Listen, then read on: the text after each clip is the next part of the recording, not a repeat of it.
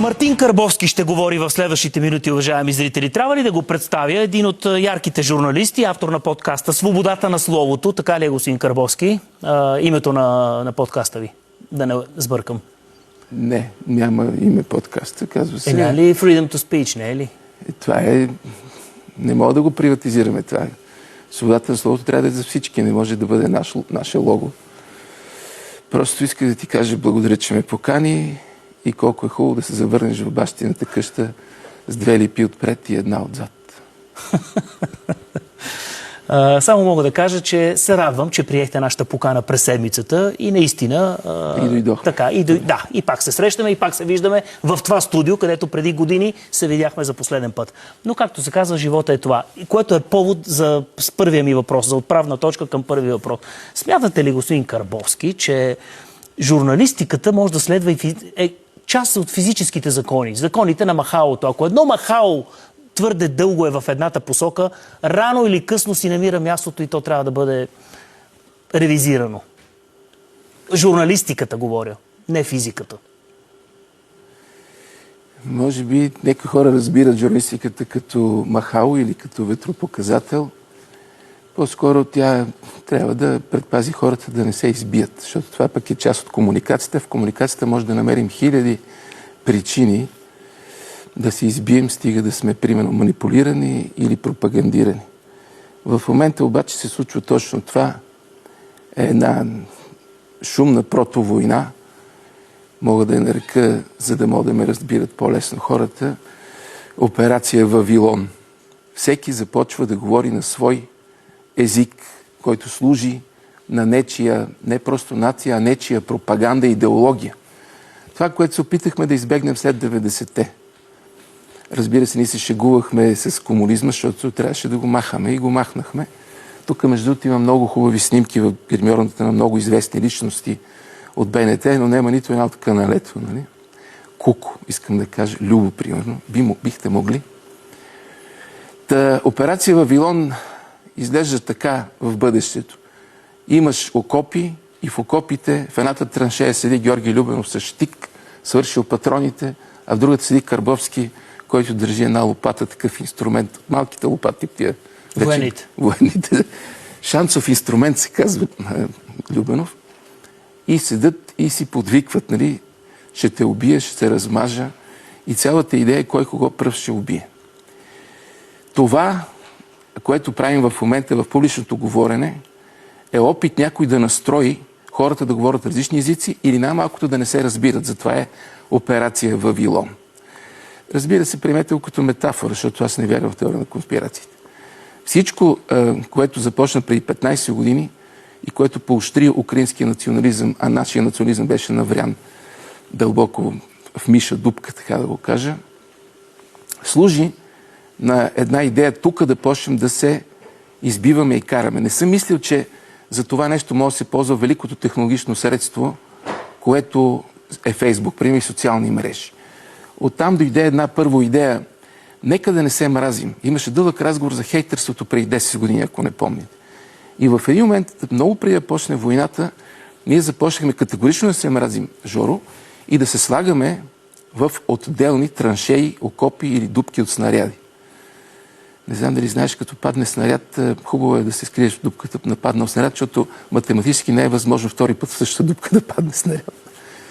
Та ние почнахме да се бием първо с думи и уж трябваше да бъде спор, но в един момент се оказа, че в спора се промъква пожелание да умреш, в спора се промъква компрометация, в спора се промъкват службите, промъкват се тролски фабрики. Ако нещо ще говорим също, Радев, да знаеш, това е идеята днеска. Трябва някой да унищожи тролските фабрики. Не може анонимни хора да определят общественото мнение. Това се случва в момента и вие тук БНТ го подценявате. Погледни сега какво пише. Ние сме колеги с Жоро Любенов. Отдолу под коментарите, че гостувам при тебе, пише смачкай го. Защо да го смачкам? Той ми е приятел, макар че не ме кани често, ама какво? Няма още причина да влизаме в отделни траншеи. Така си мисля. И тук моята миролюбивост не е свързана с борбата за мир в момента на ППДБ-тата, които не искат самолети. Искам да напомня от твоя ефир, че преди 3 години в моето предаване Няма значение, че моето предаване в YouTube. Се появи Сърнела Воденичарова, обикновен човек, като всеки от нас, и направи поход за мир. И тия хора от безмер е хубаво да се сетят, че тази база съществува 20 години при тях. И че никой не е влизал в тази база и никой не знае, това Костадин го говори, никой не знае какво става вътре. И че там, ако пуснеш дрон, могат да съдят по американското законодателство, не по българското. Защото, нали, идеята е да пуснем един дрон, да видим какво правят американците в тази база. Може би някакъв много хубав купон върви там. Не е ясно какво става. Та в момента някакви хора тръгнат се борят за мир, а за мен е това, само да довърша, Да. за мен е просто Радев премести самолетите от гражданското в военното, което там имаме мястото, защото са къмнали тук да се разминаваме с военни самолети. Та нека продължа. Операция Вавилон. Така, дело на агитките, по-скоро на троловете, тролските фабрики, които кой ги да поддържаш тролската фабрика? Много добре ги знам. Мога да ти ги покажа, тук живеят. Тролските фабрики, въпрос на какво е? На морал ли е? На бизнес ли е? Това бизнес ли е? Или е политическа визия?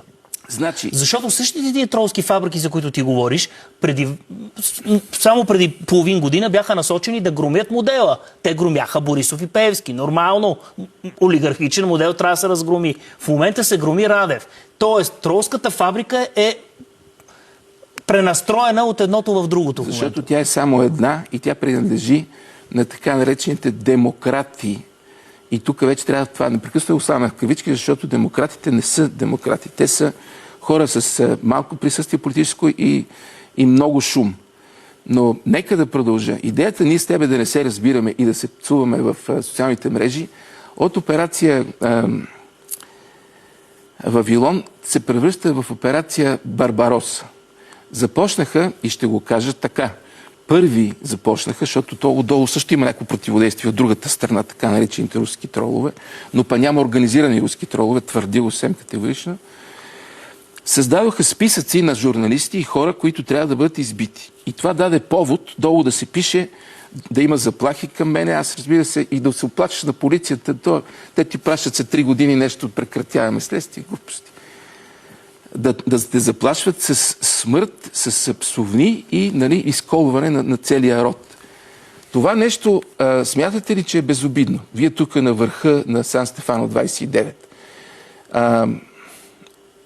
Изчезна работата на журналиста като разследване, като влизане в институции. Вече в затвор не те пускат. Не говоря за мене. В дом за сираци не те пускат. Това ГЕРБ го направиха преди 5-6 години. Институциите вече не позволяват това разследване, което правеше нашия екип, работейки в телевизии, BTV и Нова, и БНТ. Не позволяват. Изчезна нормалното говорене по отношение на това. Започнаха жестоки обиди, точки, които говориха срещу хейтърството, започнаха компроментация, орки, морки, шо каниш това, шо каниш оня. Тук има много важен въпрос. Жоро Любенов сам ли си кани гостите или някой му ги дава? Не е заяждане. Не ми отговаря. Идеята е, че в един момент, когато аз тръгна войната, и аз поканих на чисто пазарен принцип този, който го няма в ефира. Нарича се Митрофанова. Значи, това е тотален вой. Този да не говори, онзи да не говори, този защо му даваш думата. И пак ще кажа, огромното мнозинство, което ни поддържа и реално издържа канала, докато не влезе еврото, да казвам за даренията сигурно, в един момент огромното мнозинство, което поддържа канала, мълчеше, гледаше нещата, които ги няма в БНТ при нас. Ние пазарно дигахме с $1000 постъпленията. И за мен беше много важно да се чуе другата страна. Значи, украинският посланник, иранският посланник, американският посланник, който ни от еба, няма го, тук няма американски посланник, руският посланник. Това са хората замесени в конфликта. Ние на какъв принцип обиждаме цяла нация, на какъв принцип обиждаме руския балет, ако щете, или започваме да горим книги и Достоевски. Псовните във Фейсбук не са безобидни. Напротив, не е безобидно и това, което се случва в нормални телевизии, които каните, не е обвинение, благодаря, че ме покани, каните един същи легион, говорещи едно и също хора, които непрекъснато обясняват как Украйна трябва да победи. Защото какви са те? Това е чист протофашизъм, който нашите медии решиха да толерират. Между другото, украинската страна, за мое съжаление, има наистина сериозен уклон към Бандера и другите. Това дори поляците го разбраха. В един момент единството, което трябва да се направи, е мир. Ма как? Ма какво? Да се спре на всяка цена. Нищо друго не е. Не можем ние тук да хванем агитките и да започнем да се бием тук помежду си. Това е оголемяване на войната, ескалация. Особено Любенов и Карбовски. Трябва ли сега ние с тебе тук да се караме и на чия страна сме в този конфликт? Не би трябвало, както не би трябвало да ни дреме за хуто и туци в Африка. Разбира се, това е много близо до нас. Разбира се, че трябва да се спре. Разбира се, че сме Европа. Разбира се, ние сме европейци. Много е хубаво това. Вместо да се говори за мир, се говори за ескалация от хора в твоето студио. Вместо да се говори за проблеми истински, се говори за прайдове. Вчера на прайда една кола блъска 16 човека в Германия на Кристофър Дей. И аз предричам, прайдовете ще спрат, не защото аз съм против и ме наричат хомофоб. Напротив, аз съм женил гейове в Дарик Радио. Ще спрат, защото исляма ще ги забрани, защото исляма става водеща религия. И вместо да говорим за тези проблеми, ние абсолютно като хора без гръбнак, журналистите ще го кажа, обърнахме страшно много внимание на дребни занимания, които не ни помагат с нищо, примерно икономика. Никой не говори за икономика като хората. И се занимахме с целият дневен ред, спуснат ни от някакъв си Брюксел. Национален интерес, като се каже, тия преди се бореха да има самолет, сега се борят да няма самолети. Специално тия, които се борят за мир в момента. Искам да кажа на ППДБ, ако се борите за мир, извикате Сърняла Воденичарова и направете поход за мир пред НДК. Направете, помогнете на Радев да изгони самолетите. Ако имате вие великото мнозинство, което не иска самолети, то не е само в Безмер, идете 20 000 човека в Безмер, направете там една седяща стачка и Радев ще му е много по-лесно да отиде и да говори махаме самолетите. Моля ви се, дайте да махнем самолетите. Между другото, на американците е много трудно да откажеш. Ще върна малко назад историята. Тук имаше нещо като Южен поток. И дойде този ястреб, който почина, Маккинли, как се казваше, американски сенатор. И нещо каза на Орешарски тогава. И Орешарски спря Южен поток. Винаги американците могат да дойдат да кажат нещо. Искаш ли един Майдан? Примерно, импровизирам.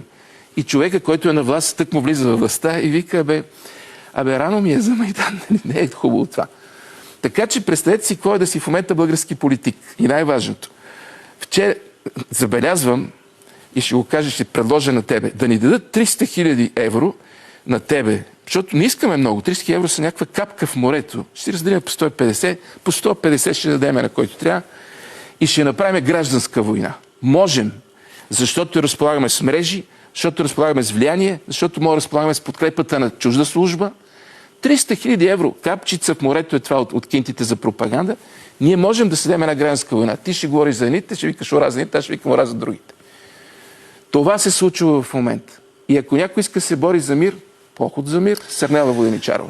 Да, приемете го сега това като част от метафоричен анализ на Карбовски, защото ли знаеш, че не може, ти нали знаеш, че не може такива призиви да правиш в ефир. Така че приемете го като метафоричен, журналистически... Ама не, приеми го така. Извинявам, ние сме подложени на... Не го приемайте сериозно, но то вече се случва и телевизите ви казват, това е метафора, това е шега. Това вече се случва. То не е шега въобще. Не е шега. Само, че под регулацията на... Искаме ли гражданска война? Сега... Не искаме. Обаче тя вече е започната. Да. Започнете. Нещо, нали не те преснява нищо? Не. Имам въпрос. Какво поискаха хората?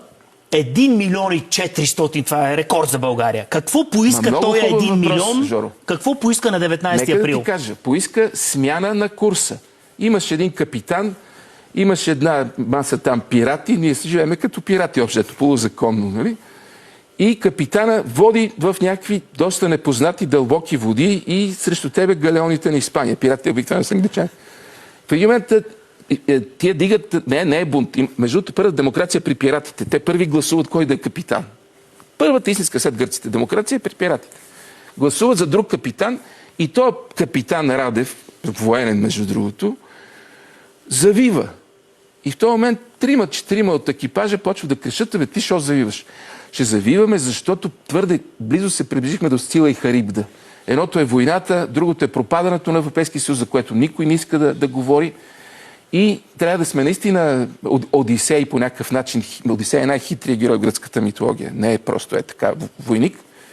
трябва да сме като Одисей, за да минем между Сцила и Харибда. А Одисей, между другото, в този филм, дето много се коментира, казва: ние разрушихме връзките между хората и сега ни очакват мрачни времена. И това въобще не е шега.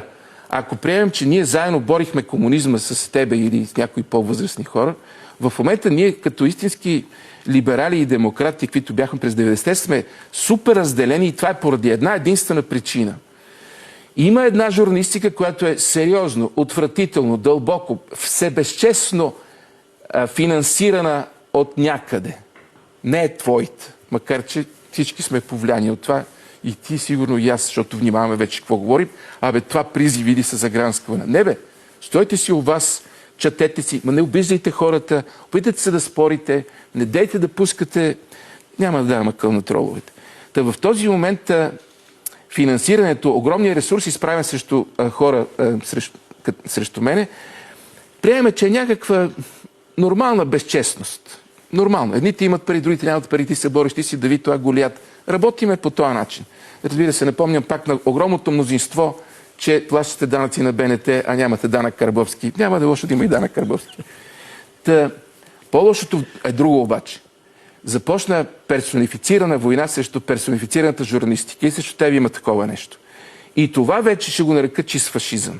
Ще не помня чернористите на Мусолини, как хващат леви лидери, сипват им на сила в устата разслабително и после ги снимат, за да ги изложат. Това се случи с много хора, включително и с мене, да обяснят колко съм похотлив, как съм хетеросексуален и свалям твърде грубо жени. Осъдих две дела, осъдих това нещо, но след 6 години кой обръща внимание? Съсипват се съдби с идеологическа цел то да спре да приказва. Искат да бъдат някакви снимани от папараци, за да може то да спре да приказва. Това е война срещу абсолютно нормалното друго мнение. Или излизат при тебе интелигентни хора, които са им преподали журналистика, ще направя папионка знак, нали? Казват, не може да има друга гледна точка. И тук вече гражданската война е готова. Как така, бе, Жоро, не може да има, господин професор, не може да има друга гледна точка? От кога това се случва? Смятам, че чисто националният проблем е липсата на 3 прешена, може би Атлас, Епистрофей, тук някъде са в врата. Ние, като дойдат руснаците, сме наведени и сме така. И ги слушаме. И тук липсва това, не мога да... Бе, дигни малко главата, бе, сбий се с тия руснаци, бе. Те си тръгнаха руснаците. Дойдоха американците. Същата липса на прешени важи за нас, особено за елита, защото той елита винаги лесно се купува. Колко е наш елит? Като попа, даскала и кмета, 5 човека са в селото. Айде и даскалицата, нали? Е така и целият наш интелектуален елит предаде тази така, чисто идват нови обстоятелства. нация. Идва 19 април, идват нови обстоятелства в държавата. Са това? Идват, в момента има нови. Прогресивна България. Невиждано мнозинство. Упреци, че са много слаби, че са много неуверени, че тия реформи, които реформи? искат реформа. Къде ги тия реформи? Който иска реформи да работи през лятото. В момента всички са отпускат. Ти знаеш какво е да си шеф на фирма, ти частник не си бил, не. На фирма, която е населена с българи. Те си искат почивка, те крадат работно време. Това всичкото чиновник, де трябва да си... Каква реформа? Първо, Борисов, между другото, е виновен за това. Нямаше пресконференции, нямаше 100 дни, всичко почва да ругае. Това Борисов го въведе последните 20 години. И пак ще кажа, вие търпяхте Борисов 20 години, сега в момента 2 месеца не щете да дадете, а те си е летни месеци. Аз единството, което правя в момента е 100 дни. Аре 150 за лятото. Есента почваме ги. Ако нещо бъркат, ще казваме бъркат. Обаче в един момент то става непрестижно и това е номера на новите киберфашисти. Да защитиш теза, която се оказва непрестижна. Тезата на Давид, когато се бори с Голят, също е непрестижна. Тезата на Левски и Ботев е била непрестижна. Някакви хора там правят някакво въстание, отидат да ти ги съсипат. Абсолютно непрестижна и никой не иска да си хаби живота. Прав ли е твоя съмишленик и приятел Явор Дачков, който каза в нашето студио, ако смисъл е да заменим единия модел на Борисов и Пеевски с другия модел на Радев, то тогава няма смисъл? Първо, не знам какъв модел има Радев. Трябва ми време за наблюдение, статистика и други неща. Не можем за 3 месеца, 100 дни, трябва да ги дадем, за да върнем етикета в журналистиката и в нормалното говорене. И трето, не забравяйте нещо. Когато сте търпяли 500 години турско робство, в един момент идват руснаците и ви викат: какви руснаци сте вие? Я се разкарайте тук, вършите се на Дунава. Не, напротив, хората долу, нормалното мнозинство, жаждат някой да се държи нормално и да спре да взима от данъците, поне от данъците. Разбираш ли? Сега, никога не може да се спре тази корупция и нещо градено като система 25-35 години. В момента излизат някакви хора, защитници на корупционери и казват: о, ще настане нова корупция. Бе, чакайте, дайте му 100 дни, бе. Между другото, ако искате, идете пък на избори и сега губите на избори и вземете властта. Не, ще стане друго. И това е най-опасното. Както свалиха Орешарски, между другото, що? Некъв ляв, комунист, но той е ужасен. Ето, аз мога да ти го представя от ужасна страна. Да, беше ляво правителството, но има ли право едно ляво правителство да дойде на власт? Аз съм десен. Но ще кажа, волтариански, има право и друго правителство, освен вашите брюкселски чекиджи, да дойдат на власт. Извинявам се. Да. Вашите брюкселски сановници да дойдат на власт. Имаме право да имаме различно правителство от това, което Брюксел, Анкара и Вашингтон искат. Имаме такова право. Но тук отново и отново ще кажа, едните интелектуалци получават великолепен ресурс, пари и дуднат, говорят, свалят правителства, правят майдани, малки, големи, свалят.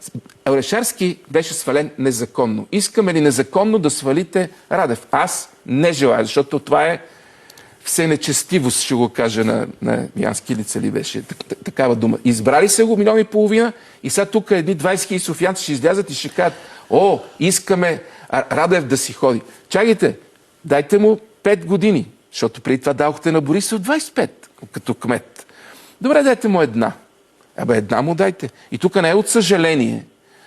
А тук пак ще кажа, ако Радев не се справи, не са просто тролове, с антипропагандата, с безчестието на общественото говорене, въвличането в един особен, гнусен, ще го кажа, конфликт помежду ни, то вече това е студена гражданска война, нямаме никакъв шанс. Непрекъснато ще ни теглят в някаква посока сили НПО-та, които са платени отвън.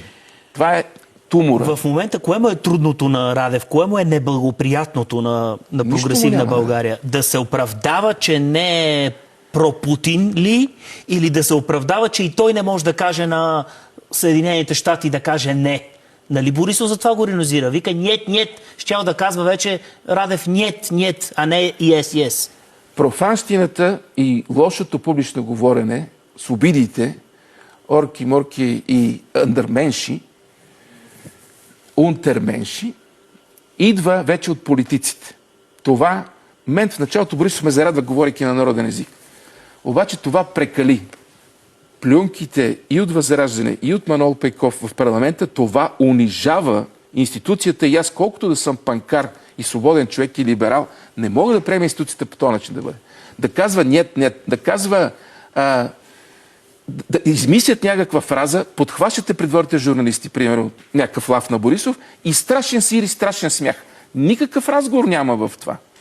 Така че за да откажеш на американците, ти трябва стратегия и време. Освен това, те ще поискат нещо друго. И тук вече идва един много важен въпрос. Искаме ли самите ние да откажем на американците? Защото аз, примерно, не искам да откажа на американците. Но пък както не искам да откажа на американците да кажа, че много ги обичам, защото това е либерализма, оттам да е с музиката и киното, в един момент ще кажа само едно. Моето поколение, което вече прави 50, е излъгано от американците поколение. Много е тъжно да разкажеш как си излъган. Ще те подиграват, ще те викат излъганите камилчета. Цяло едно поколение, което мечта за свобода. И не искаше, аз бях казармата, когато се промениха нещата, и не искаше да воюва на страната на Русия, Варшавски договор. Не искаш, ти си някакъв тъп млад войник и не искаш да умреш за социализма. Защото не беше просто Русия. Тогава се умираш за социализма, да се разберем. За социалистическа България, социалистическа родина. И ние не искахме да умреме за това. И това се преобърна. И ние се зарадвахме, че няма да умреме за социализма.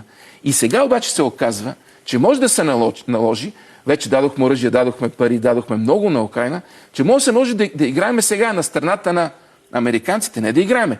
може да се наложи да воюваме. Защото както не мога да откажем в момента самолети, утре не мога да откажем децата ни да тръгнат натам. Щом не мога да казваме не. Радев трябва да успее да каже не в някаква посока. В моето предание той го каза. Аз го питах, ще има ли кръв, пот и сълзи? Той каже, ще избегнем кръвта, но пот и сълзи ще има. Чудесен е отговорът. Това поне така обнадеждаваш по политически отговор. В този смисъл ние трябва да се научим да казваме на американците не и на всеки, който се опитва да ни вкара в чужда война. Ние тук се запазихме 35 години. Това мюсюлмани, прекрасните наши сънародници, те всичките, ние сме работещи и бедни хора. Това сме ние в България. И ние не намерихме повод като в Сърбия да се сбием. Браво! Слава на Бога и на Аллах, разбира се. В този момент сега мога до американци да кажа, я тук Варна един хубав щаб да направим и да удряме Одеса оттам. На финала сме... Да ми 25 минути, защото ми баща. Повече си ти. Не са. На финала сме... Само едно изречение можеш ли? Предимството на предаването в интернет. Едно изречение кажи. Имаш ли предимство? Кое ти е предимството? Значи, великолепието е, че няма шапка, но няма никакво предимство да няма шапка, защото всички бури ти се изсипват на главата. И хората, които те ритат в главата, явно имат някаква сериозна цел. Да те няма тебе, не, а да няма определено мнение и да няма другата страна. При положение, че нас ни научиха Freedom of Speech, да вярваме в тази идея и това са великите американци и ние продължаваме да вярваме в това. Но истината е, и с това завършвам, Руснака дойде тук поробени от социализма и направи космическа програма, трактори, оръжие и АЕЦ, даде технологии. Американеца Милия, дето се излъгахме да вярваме на великата идея за кабриото, за човека с цигарите и големите красиви жени и палмите от Флорида, това не даде нищо. Казвам, като истински балкански цигани ми казва, добре бе, американците, ние ви даваме. Се стегнете малко тук. Това е великата реплика в Лив циганска махала. Какво ще дадеш? Мартин Карбовски за свободата на словото. Продължаваме след рекламите.